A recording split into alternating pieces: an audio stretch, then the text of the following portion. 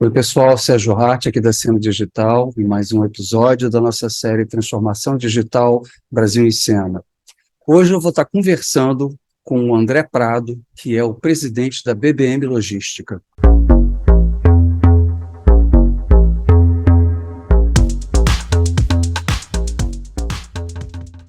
E se você ainda não assinou o canal, por favor, considere dar o seu like, aperta aqui o sino para que você possa acompanhar todas as discussões sobre transformação digital com os líderes no Brasil.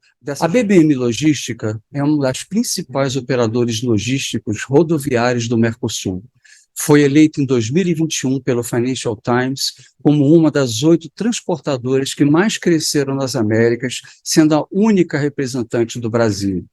Operando desde a matéria-prima até o consumidor final, a BBM fornece soluções logísticas de e-commerce, transporte fracionado e carga geral, internacional, além de operações dedicadas para os segmentos florestal, químico, gases industriais e outros.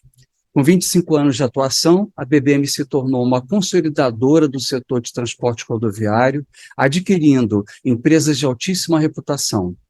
A BBM é listada na B3 desde 2019, tem mais de 5.300 funcionários, 6.300 veículos em operação e aproximadamente 16 milhões de entregas por ano. A BBM é a única empresa totalmente omnichannel do mercado brasileiro. O André é engenheiro civil, mestre em engenharia de sistemas logísticos e doutor em transportes. Ele é membro do conselho consultivo da Abralog e tem 25 anos de experiência em supply chain. O André atualmente tem como responsabilidade a condução de um projeto de construção de uma das mais importantes plataformas logísticas da América Latina. Além disso, é o CEO da BBM Logística. André, muito prazer em ter você aqui com a gente. E Prazer é meu, Sérgio. Eu gostaria de te fazer a primeira pergunta, que era o seguinte, né? O que levou a BBM a fazer essa transformação digital? Quais foram os principais fatores aí, business drivers? Sérgio, assim, eu brinco, cara, até faço uma analogia, não sei se você já viu aquele dilema, né? Que você pegar um sapo, colocar ele na água e ir aumentando a 1 grau a temperatura que o sapo tá, ele ferve e não percebeu porque ele foi se adaptando às mudanças, né?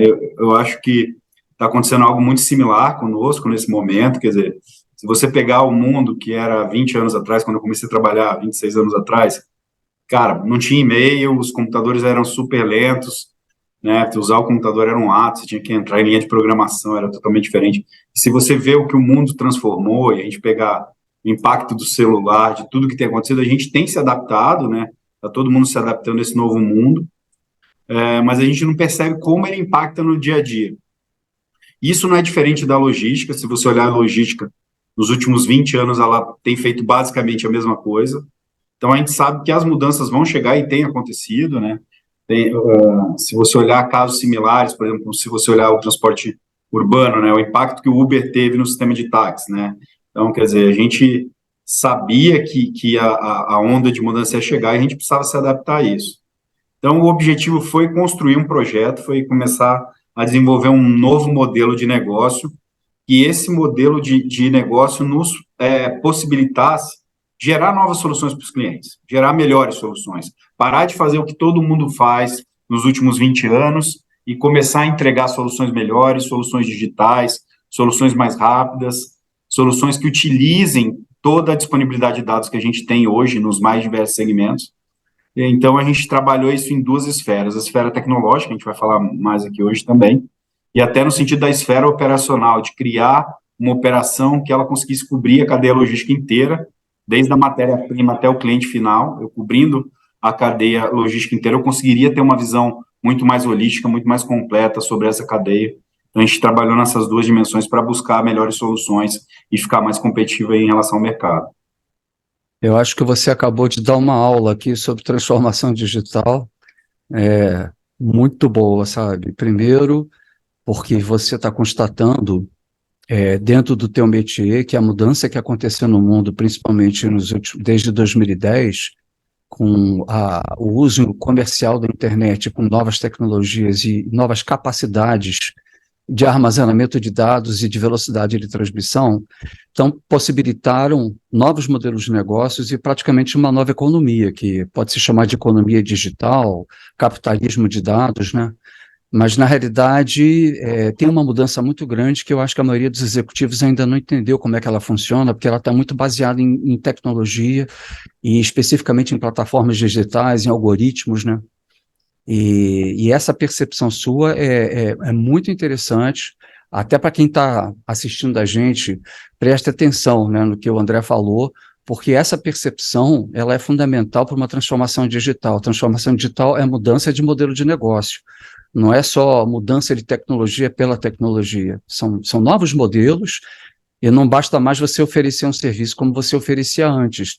Hoje esse serviço vai ter que ser acoplado com uma série de outros produtos e serviços digitais, embasados em dados, né, em geral, e com isso, então, criar uma nova proposição de valor. E dentro desse contexto, você pode falar um pouco para a gente como é que vocês começaram a organizar essa jornada, como começou, as primeiras providências? Sérgio, a primeira coisa foi, junto com o Conselho de Administração, a gente definir que projeto que a gente ia construir, né?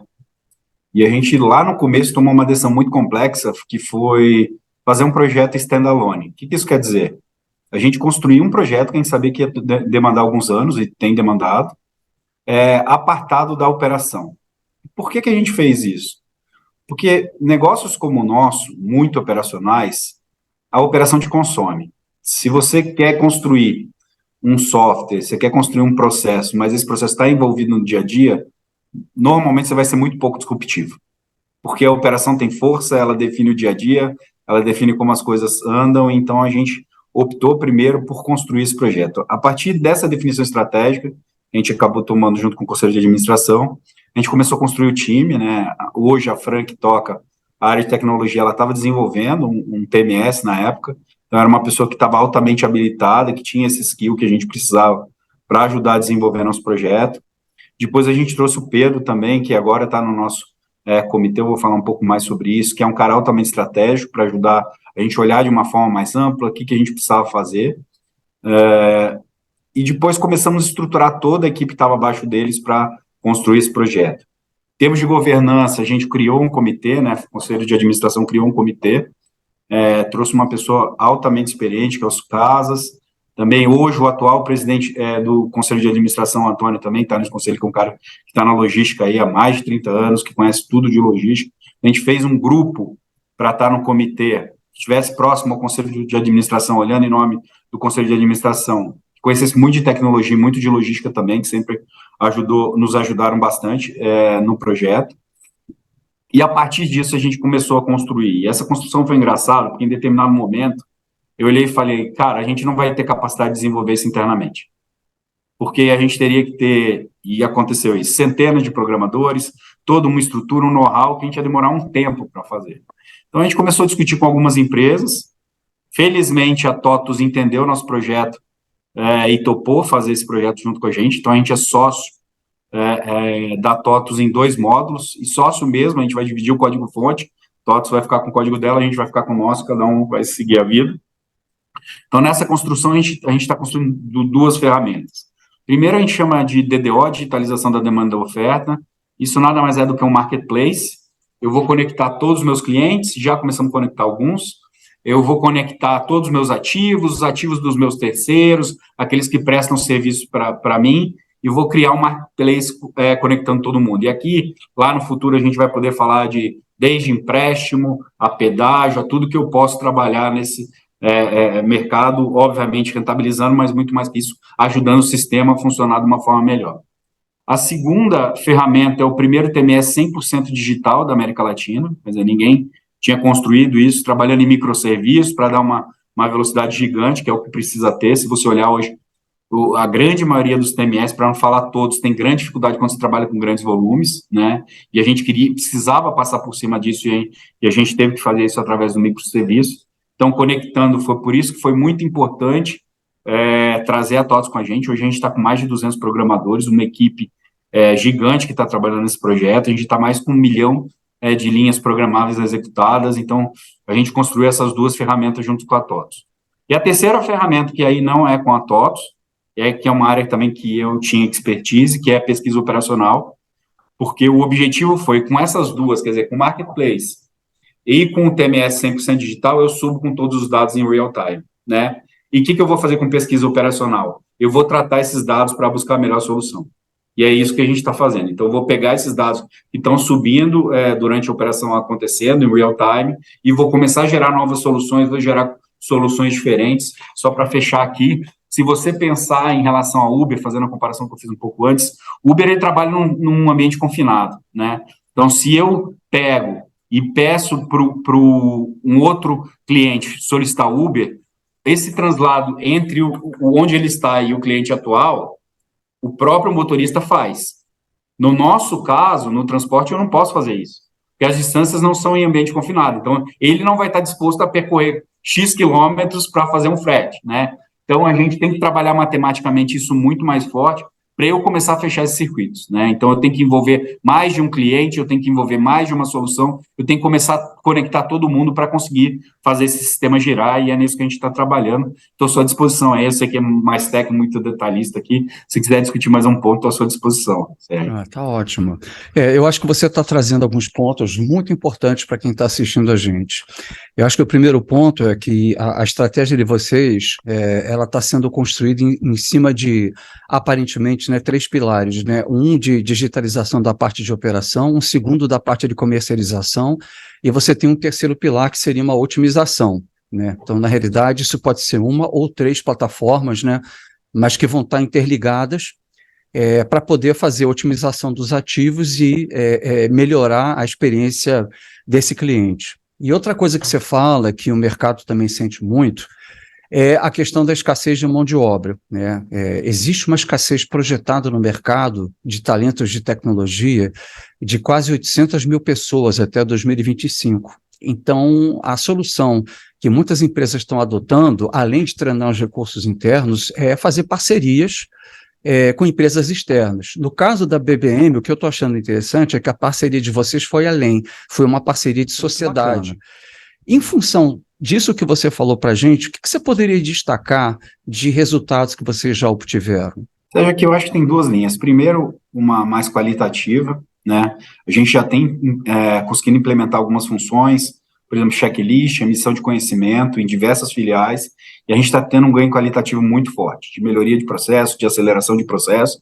Não é tão fácil você rentabilizar isso financeiramente, você entender qual o real ganho disso, porque você teria que olhar uma série de fatores, mas qualitativamente falando, a gente tem tido bastante ganhos nesse sentido. A gente já deve implementar full time, né, no modelo completo para as operações de lotação de veículo completo ano que vem, né, os primeiros meses do ano que vem, ali a gente já vai começar a ter tantos ganhos qualitativos quanto quantitativos. E da parte quantitativa, quem tem trazido mais resultado para nós é a otimização, né? Primeiro, com certeza, a gente pegou um espectro menor, que era de Milk Run, a gente conseguiu ter resultados acima de 20% de redução de custos, que são impressionantes, né? A gente conseguiu reduzir mais de 10% o número de veículos. Obviamente que aí tem uma parte ambiental também, né? Que você reduz a emissão, você consegue criar uma solução mais limpa. Então, a gente teve um resultado muito bom na operação de Milk Run, que para nós não é uma operação tão grande assim. Depois a gente foi para uma operação bem grande, que é a nossa distribuição de transporte fracionado. A gente tem implementado aí na grande maioria das filiais nos últimos 4, 5 meses, e já está com dados aí concretos dos últimos 2 meses. A gente tem tido um ganho médio aí em torno de 8 a 10%, que já é um ganho muito relevante numa conta grande. Então, esse investimento que a gente já tem feito aí há mais de 4 anos, né, agora começa a trazer já resultados viáveis que estão patrocinando aí a sua continuidade e finalização do projeto. Então, a gente está bastante otimista com o que a gente tem conseguido de resultado com o projeto. E isso considerando o aumento dos combustíveis, né? Vocês ainda conseguiram isso com o aumento de combustível e com o aumento do custo do frete, né? Principalmente marítimo, né? Que em função da guerra da Ucrânia prejudicou muito, né? Então, realmente é impressionante essa melhoria. E eu acredito também que no futuro, que é uma coisa que a gente vai falar, a monetização de dados talvez seja uma fonte nova e adicional que vocês vão ter, né, de negócio, né? Vocês extraem muita informação. Dos 2 pontos, assim, a gente isolou, então, assim, esses ganhos são ganhos reais com a plataforma, a gente isolou o aumento de combustível, os outros custos, então, esse ganho é um ganho real que a gente teve com a otimização. Em relação a outro ponto, sim, a gente acha que o Marketplace é um portão, é uma plataforma de entrada de muitos outros serviços, né? Quando a gente falar que a gente vai ter milhares de caminhoneiros todos os dias conectados, quer dizer, eu posso apoiar ele também na compra de produtos, no financiamento de alguma coisa, até na compra de um novo veículo, a gente vai trabalhar de uma forma muito forte, isso via Marketplace, para rentabilizar e, obviamente, apoiar todo o ecossistema aí que a gente está sustentando. Perfeito. Vocês têm um hub de inovação? Vocês têm um lab? Como é que vocês se posicionam em relação ao ecossistema? Ou apenas uma área de inovação interna? Como é que é isso? Na verdade, Sérgio, a gente tem um grande projeto, e aí você tem uma equipe dedicada para esse projeto, e tudo, de certa forma, circunda esse projeto, né? Ah, tá. A gente trabalha com algumas startups também, mas a gente não contrata startup para dizer que tem startup, né? Eu, na verdade, trago startups que estão dentro do meu planejamento estratégico, ela pode agregar valor, né? Isso no Entendi. caso da plataforma digital, e a gente tem o caso de ESG também. A gente tem uma ferramenta de ESG que apoia a gente na seleção de fornecedores e apoia a gente no desenvolvimento de fornecedores. Entendi. Mas hoje, toda a parte de startup, de trazer parceiros, ela está ligada ao core business da empresa. A gente não desvia um pouco de onde a gente quer chegar. É óbvio que cada empresa tem sua concepção, né? Mas eu acho que a gente não pensa em inovar por inovar. A gente pensa em inovar através de um objetivo claro que a gente quer chegar lá na frente. Quando só um passo que eu acho, até ratificando o que a gente está fazendo, Sérgio, porque assim, quando a gente olhava 4 anos atrás, o objetivo onde a gente gostaria de chegar, e olha, agora a gente vê que a gente está no caminho exato, obviamente, houve alguns atrasos, algumas coisas para fazer, mas a gente está no caminho exato daquilo que a gente buscava. E eu acho isso muito legal, que é você conseguir inovar, que é você conseguir desenvolver a sua digitalização interna da empresa, mas com um objetivo claramente definido e com uma estratégia, principalmente, claramente definida. Certo, né? Agora, fala um pouco para a gente dos desafios, né, que essa jornada tem trazido para vocês. Quais são aqueles que você já conseguiu resolver? Quais são aqueles que vocês ainda estão em processo de resolver? Porque a gente sabe que não é um mar de rosa, né? Sempre tem dificuldades que vão desde o cultural até a disponibilidade de mão de obra, né? Assim, Sérgio, eu estruturo isso em 3 pontos que até para mim são os pontos mais importantes do desenvolvimento do negócio. Primeiro, eu acho que são pessoas. Aqui é um desafio muito grande de engajar essas pessoas, de trazê-las junto com você, e o que você falou, de ter equipe capacitada e competente para conseguir construir aquilo que você criou mentalmente, que você deseja desenvolver, né? Eu acho que o segundo ponto são processos, né? E aqui já vem um grande desafio. O brasileiro, ele tem uma dificuldade de seguir processo, você pega bem diferente do que a Alemanha, Estados Unidos, né? O alemão, o americano, ele chega lá, ele quer, como que eu faço isso? A primeira coisa, ele quer aprender como ele quer fazer. O brasileiro não, é diferente, ele nunca trabalhou com aquilo. Quando ele chega lá, a primeira coisa que ele quer fazer é criar um jeito novo de fazer. Mentalmente, ele quer se desafiar para fazer. E nem sempre isso dá certo. Para falar a verdade, na grande maioria dá errado, né? Às vezes você estudou um monte de tempo, você investiu um monte de horas para criar um negócio da melhor forma e a pessoa já quer fazer de forma diferente. Então, acho que processos são o segundo ponto muito importante que a gente precisa fazer. E o terceiro são as ferramentas de controle, né? Como você falou, muitas vezes nem tudo dá certo, e é o fato isso, né? Então, você precisa ter uma ferramenta de controle que te ajude muito rápido a ir por outro caminho, repensar algumas coisas. No nosso caso específico, acho que às vezes a gente até pesou a mão, quis criar um negócio grande demais, chegou em determinado momento, opa, isso aqui está tomando uma dimensão que vai demorar não sei quantos anos para fazer. Vamos dar 2 passos para trás, vamos enxugar um pouquinho. Quer dizer, a gente teve esses momentos de repensar um pouco a estratégia e fazer ela de um jeito mais lean, mais rápido de ser feito.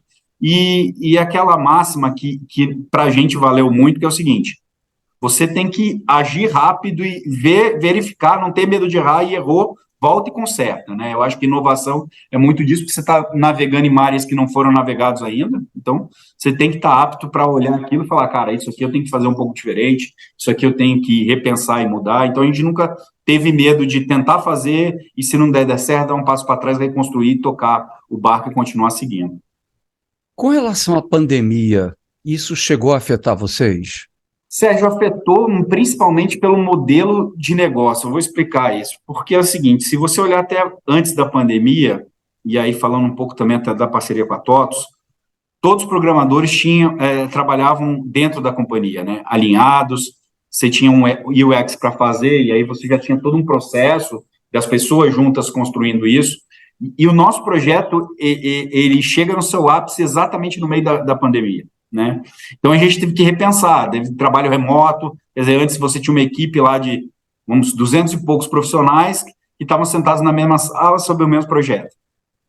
Em determinado momento, você tem cada um na sua casa, né? Você vai ter que fazer UX com cada um em um lugar, tem que fazer um UX digital, você não tem mais o quadro lá para desenhar, nem o post-it para colar, né? Você vai ter que fazer aquilo de um jeito diferente. Então, impactou sim, mas engraçado que a gente conseguiu obter bons resultados. A gente acha que não houve nenhum impacto de qualidade, muito pelo contrário, a gente aprendeu a fazer diferente, talvez as pessoas tenham se motivado por ter a primeira vez que fazer alguma coisa diferente e deram até uma importância um pouco maior por esse processo. Então, a gente vê com bons olhos, mas sim, tivemos que se adaptar aí a grandes mudanças. Sobre isso, tem uma coisa que eu estava lendo ontem, né, do Financial Times, que dizem que fizeram uma pesquisa e chegaram à conclusão que a produtividade aumentou muito para aquelas empresas que botaram o pessoal para trabalhar 4 dias por semana.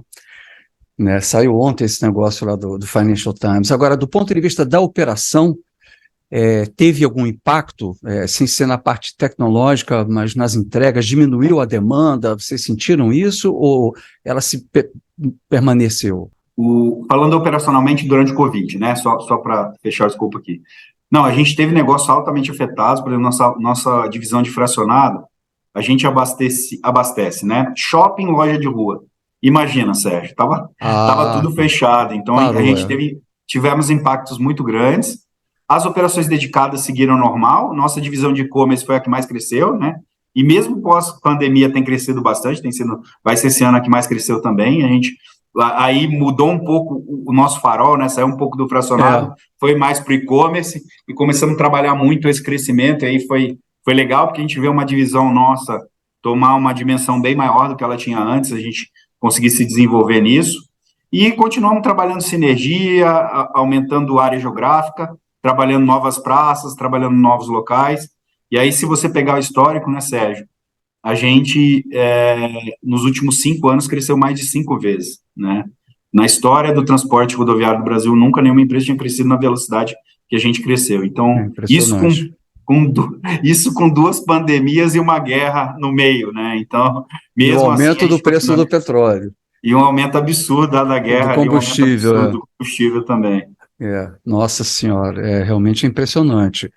Eu acho que a gente está vivendo uma situação onde cada vez mais a parte de comércio eletrônico ela está aumentando, né, em detrimento do comércio físico. O pessoal fala muito de digital, omnichannel, mas a realidade é que o percentual de aumento de comércio eletrônico ele está cada vez maior. Isso deve ter impacto em vocês em função das mudanças de processo, como você bem falou. Você fazer um fulfillment de comércio eletrônico é completamente diferente de um fulfillment industrial ou de varejo, né? É bem mais fragmentado, né, por assim dizer. Mas, ao mesmo tempo, é uma oportunidade de crescimento, né? Exatamente. E até depois posso te mandar esses gráficos, Sérgio, você divide com o pessoal aí, para todo mundo conseguir ver, porque eu vou falar, mas não vou conseguir mostrar ele aqui. Mas é muito interessante quando você olha Brasil e Estados Unidos. Quando você fala dos Estados Unidos, ele vinha no histórico de crescimento bem relevante do e-commerce. Quando chega no Covid, ele cresce muito mais, ele estoura, os números sobem, mas depois da pandemia, os números voltam exatamente na linha de tendência que tinha antes do Covid, ou seja, o Covid explodiu, mas ele voltou na linha de tendência que ele tinha antes. Aqui no Brasil foi totalmente diferente, ele vinha numa linha de tendência até um pouco maior, nos Estados Unidos, mas não muito, um pouco maior, ele explode no Covid, só que quando ele volta bem acima da linha de tendência, ou seja, aqui no Brasil o Covid nos fez digitalizar de fato, né, e ele aumentou muito. E é um desafio para nós todo dia, a gente tem usado muita tecnologia, principalmente do rastreamento, do tracking, né, dos nossos entregadores. Se você pensar, hoje a gente não faz mais tracking por roteiro, eu estou fazendo tracking por entrega. Eu estou olhando ali cada entrega que o motorista está trabalhando e estou garantindo que ele está fazendo cada uma das entregas olhando uma por uma. Então, esse tracking garante que a gente tenha um melhor nível de serviço e consiga atender os padrões aí que cada dia são mais agressivos, né? Entre o que você pede e o que você vai entregar. Então, a gente trabalha de uma forma muito forte, também entre transferências de armazéns. Às vezes você pega um produto que está no sul, tem que entregar no Nordeste, no Centro-Oeste. A gente tem crescido muitas outras regiões, por exemplo.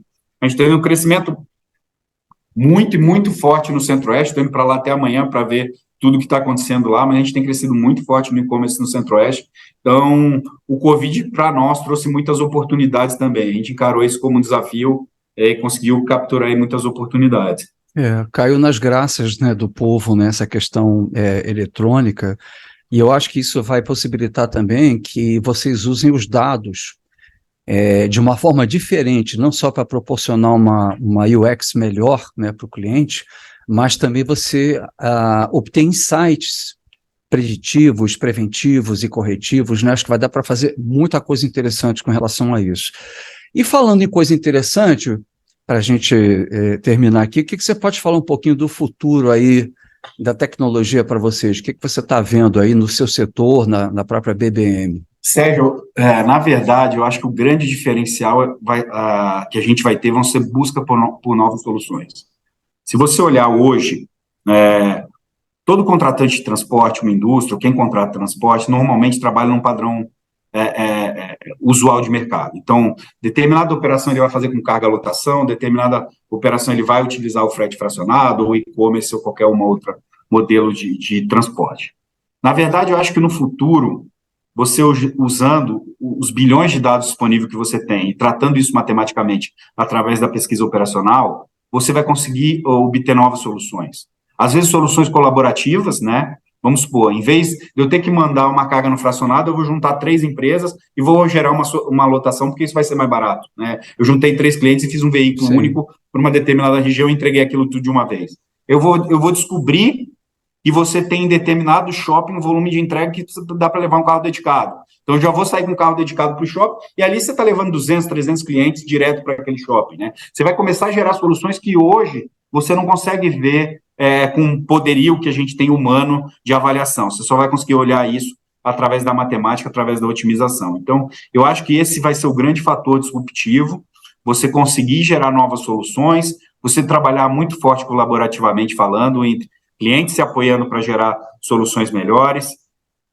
Eu acho que falar um pouco de economia circular também, né, de você usar, às vezes, um veículo de determinada indústria para outra, você usar um ativo de determinada indústria para outra, você começar a ver como é que a gente utiliza melhor os recursos que a gente tem para economizar, tanto em termos de emissão, né, mas também quanto em termos de custo, você gerar soluções melhores para todo mundo. Então, eu acho que esse é o grande diferencial, você conseguir olhar diversas e diversas soluções que você não conseguia ver a olho nu, assim, no dia a dia operacional. Com certeza. Eu acho que tem uma tendência muito grande também de reutilização de ativos, né?